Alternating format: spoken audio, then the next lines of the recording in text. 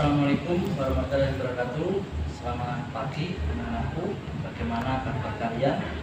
Saya harapkan kalian senantiasa menjaga kesehatan, menjaga kebersihan, karena untuk saat ini kita masih dalam kondisi pandemi COVID-19.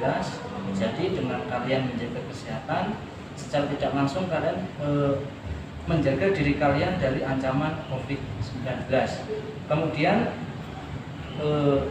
untuk saat ini spesial, saya berada di Museum Manusia Purba Sangiran, tepatnya di Desa Krikilan, Kecamatan Kalujambi, Kabupaten Sragen, Jawa Tengah. Sesuai dengan materi kita, yaitu adalah materi manusia purba. Jadi saya spesial mengunjungi situs manusia purba di Sangiran sesuai dengan apa yang saya katakan di pertemuan minggu kita minggu lalu. Saya spesial di sini memberitakan kepada kalian bagaimana kondisi manusia purba Sangiran seperti apa, kemudian apa saja yang ada di dalam museum ini. Akan tetapi mohon maaf atau sayang sekali, karena untuk saat ini kita masih dalam kondisi pandemi, jadi kita tidak diizinkan atau tidak diperbolehkan untuk masuk ke dalam, karena kita juga harus menyadari ini adalah aturan. Jadi ya walaupun mengecewakan tapi tidak apa-apa. Yang terpenting kalian tahu seperti apa Museum Manusia Purba di Sangiran ini. Jadi mungkin di lain kesempatan atau mungkin ketika kalian berwisata, selain kalian bersenang-senang, nanti juga kalian bisa wisata edukasi di Museum Manusia Purba Sangiran. Jadi kalau mungkin pandemi ini sudah berakhir, silakan kalian berkunjung di Museum Manusia Purba Sangiran. Kemudian untuk materi kita di pertemuan hari ini, kita akan mempelajari yaitu adalah bagaimana corak kehidupan dari manusia purba. Kemudian untuk corak kehidupan dari manusia purba itu apa saja yang akan kita pelajari? Yang pertama adalah bagaimana pola dari hunian manusia purba. Kemudian kedua adalah bagaimana kehidupan manusia purba mulai dari berburu, kemudian meramu atau mengumpulkan makanan, kemudian hingga bercocok tanam. Kemudian yang ketiga adalah bagaimana peninggalan kebudayaan dari manusia purba. Kemudian yang keempat adalah bagaimana sistem kepercayaan dari manusia purba. Untuk materi yang pertama, kita mempelajari yaitu adalah pola hunian dari manusia purba atau tempat tinggal dari manusia purba. Ketika kita mempelajari materi manusia purba di pertemuan minggu yang kemarin, untuk tempat tinggal manusia purba sesuai yang saya katakan, manusia purba itu kebanyakan hidup dekat dari sumber air atau dekat di sungai. Kalau kita mempelajari bagaimana temuan-temuan fosil manusia purba, itu kebanyakan banyak ditemukan di dekat aliran sungai. Contohnya adalah di Sangiran sendiri, itu dekat dengan sungai Bengawan Solo. Kemudian ditemukan di Krinil Ngawi, kemudian di Ngandong, kemudian di Mojokerto, itu juga dekat di aliran sungai Brantas. Kemudian selain dekat dengan aliran sungai, ada beberapa tempat, itu adalah juga gua, itu ada di Gua Sampung di Ponorogo, itu adalah juga sebagai tempat tinggal dari manusia purba. Karena tanpa alasan, ada beberapa alasan kenapa manusia purba itu hidupnya dekat dengan aliran sungai, karena memang sumber kehidupan makhluk hidup itu adalah air. Jadi ketika dekat dengan sumber air, maka juga ada beberapa kehidupan seperti binatang, kemudian juga adanya tumbuh-tumbuhan yang itu nanti dimanfaatkan oleh manusia purba sebagai hasil makanannya. Kemudian untuk gua itu adalah sebagai tempat perlindungan dari manusia purba dari ancaman binatang-binatang purba atau binatang-binatang buas lainnya. Kemudian untuk materi kita selanjutnya, kita mempelajari bagaimana manusia purba dalam mempertahankan hidupnya, mulai dari bagaimana manusia purba mencari makan, kemudian bagaimana manusia purba berburu, kemudian mengumpulkan makanan atau meramu, kemudian tingkatan yang lebih tinggi lagi adalah bagaimana manusia purba itu sudah bisa memenuhi kebutuhan hidupnya sendiri, yaitu sudah bisa, yaitu adalah bercocok tanam. Jadi manusia purba tingkatan paling tinggi itu adalah manusia purba yang sudah bisa menyediakan makanannya sendiri, yaitu dengan cara bercocok tanam. Kemudian untuk materi kita yang pertama itu adalah bagaimana manusia purba dalam mempertahankan hidupnya, yaitu adalah berburu dan juga meramu atau mengumpulkan makanan. Untuk tingkatan manusia purba berburu atau mengumpulkan makanan itu adalah tingkatan manusia purba paling awal, di mana kehidupan manusia purba itu masih sangat bergantung dengan alam, sehingga untuk kehidupannya masa berburu dan mengumpulkan makanan, manusia purba masih bergantung dengan alam, sehingga hidupnya adalah nomaden atau berpindah-pindah. Jadi suatu tempat misalkan ada sumber airnya, sehingga banyak terdapat binatang atau makhluk hidup lain, sehingga manusia purba menetap di satu tempat tersebut. Kemudian kalau sumber airnya sudah mengering atau misalkan tanahnya sudah tidak subur lagi, maka manusia purba kemudian berpindah tempat atau mencari tempat yang terdapat sumber makanannya. Sehingga untuk tingkatan manusia purba berburu ataupun meramu, ini manusia purba yang sangat-sangat bergantung dengan alam atau biasa dikatakan dengan food gathering. Kemudian yang kedua itu adalah manusia purba sudah bisa bercocok tanam.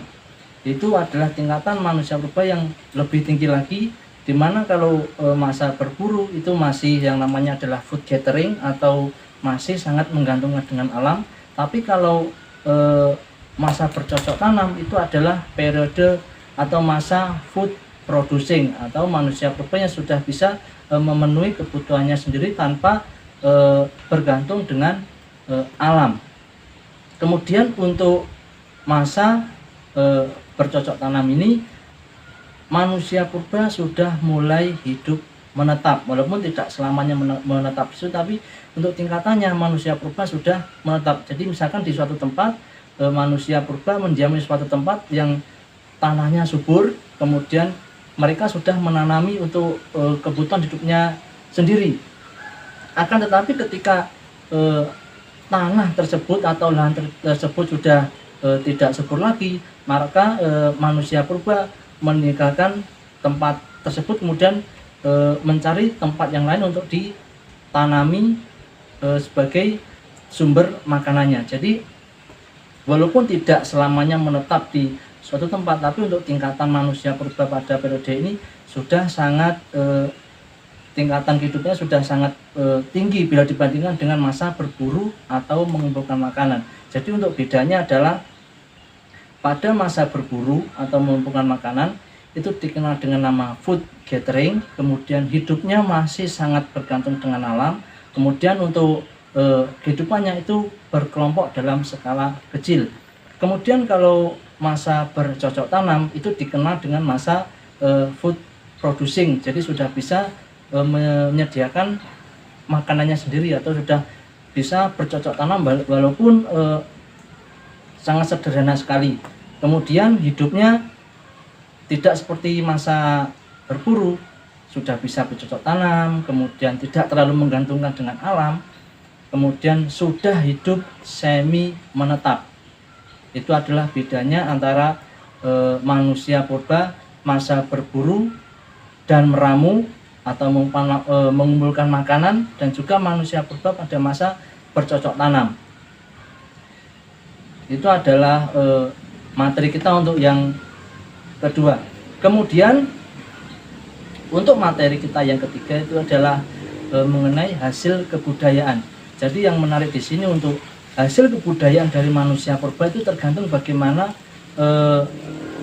masa dari manusia purba itu sendiri. Kalau misalkan pada masa berburu dan meramu, jadi kan manusia purba masih menggantungkan dengan alam. Begitu juga dengan alat yang digunakan, itu masih berupa alat-alat yang sederhana, yang terbuat dari tulang ataupun dari batu yang belum diasah atau masih sifatnya kasar. Tapi kalau manusia purba sudah menetap, kemudian sudah mengenal bagaimana bercocok tanam, itu pun alat-alat yang digunakan juga sudah berkembang, mulai dari kapak genggam, kemudian alat serpih atau flex, kemudian juga berbagai macam alat-alat yang terbuat dari batu yang sudah dihaluskan. Jadi kalau pada masa berburu dan meramu tadi masih menggunakan alat-alat yang sederhana dari batu, dari tulang yang sederhana.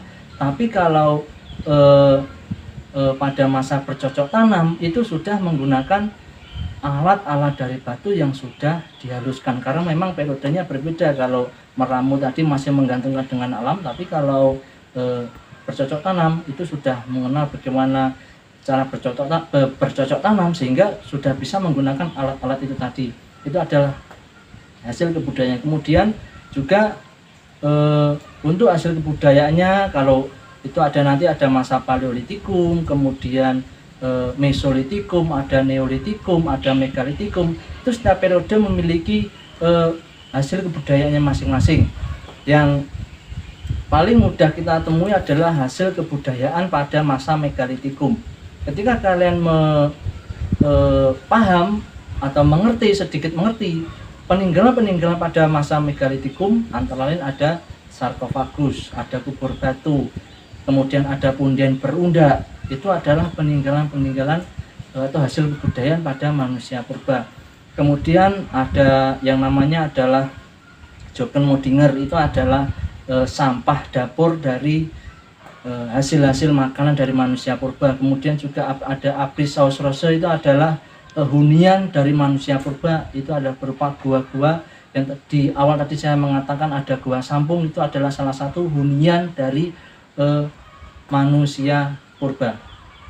Kemudian juga sedikit saya menjelaskan bagaimana kondisi di Museum Sangiran. Itu di belakang saya menjelaskan bagaimana lapisan tanah, ya. Jadi saya sedikit menjelaskan bagaimana kondisi di Sangiran, karena memang kan kita belum bisa atau belum diperbolehkan, belum diizinkan untuk masuk ke dalam. Maka sedikit saya menjelaskan bahwa di belakang saya, tepatnya di sini, itu adalah lapisan tanah berusia 1,8 juta tahun, di mana itu merupakan lapisan hasil dari lahar vulkanik dari Gunung Lawu Purba, ya, di mana di sini dibangunkannya Museum Sangiran. Tapi ketika dibangunnya di sini itu tidak ditemukan fosil dari manusia purba, sehingga aman untuk dibangunkannya dari Museum Manusia Purba Sangiran. Kemudian materi kita untuk yang terakhir itu adalah kita mempelajari bagaimana sistem kepercayaan dari manusia purba. Seringkali kita mendengar sistem kepercayaan yaitu adalah animisme dan juga dinamisme. Animisme dan dinamisme itu adalah kepercayaan asli dari nenek moyang bangsa Indonesia. Yang perlu kalian ketahui di sini adalah sistem kepercayaan animisme dan juga dinamisme itu sudah ada sejak zaman Neolitikum. Jadi animisme itu adalah mempercayai bahwa roh leluhur itu mempunyai kekuatan gaib, itu adalah animisme. Kemudian dinamisme itu adalah mempercayai adanya benda-benda, entah itu pohon, gunung, itu mempunyai kekuatan gaib, itu adalah dinamisme. Kemudian untuk sistem kepercayaan dari manusia purba, kepercayaan animisme, dinamisme, itu sudah ada sejak Neolitikum. Kemudian berkembang pada masa Megalitikum, itu ketika kepercayaan mengenai penguburan orang meninggal. Seperti tadi saya mengatakan ada kubur batu, kemudian sarkofagus, kemudian ada menhir. Itu adalah tempat-tempat atau peninggalan-peninggalan tempat meletakkan jenazah atau tempat menguburkan jenazah. Jadi manusia purba itu meyakini bahwa ada kehidupan setelah orang meninggal. Itu yang menarik di sini. Jadi upacara-upacara kematian itu sudah ada sejak Neolitikum, kemudian berlanjut ke Megalitikum. Bahkan hingga saat ini pun upacara-upacara kematian masih dapat kita jumpai hingga saat ini. Jadi dapat dikatakan bahwa peninggalan-peninggalan manusia purba itu masih terjadi kontinuitas hingga saat ini. Itu adalah sistem kepercayaan dari manusia purba. Demikian untuk materi kita pada hari ini. Jadi kita tadi mempelajari bagaimana corak kehidupan manusia praksara, kemudian bagaimana manusia purba dalam mempertahankan hidupnya. Tadi ada masa berburu, meramu, mengumpulkan makanan. Kemudian yang ketiga ada bagaimana hasil kebudayaan dari manusia purba. Kemudian yang keempat tadi adalah sistem kepercayaan dari manusia purba. Kemudian untuk pertemuan kita minggu depan kita akan mempelajari yaitu bagaimana teknologi pada zaman praksara. Itu yang akan kita pelajari untuk minggu depan. Demikian pertemuan kita untuk hari ini. Jangan lupa selalu menjaga kesehatan. Demikian untuk hari ini saya akhiri. Selamat pagi. Assalamualaikum warahmatullahi wabarakatuh.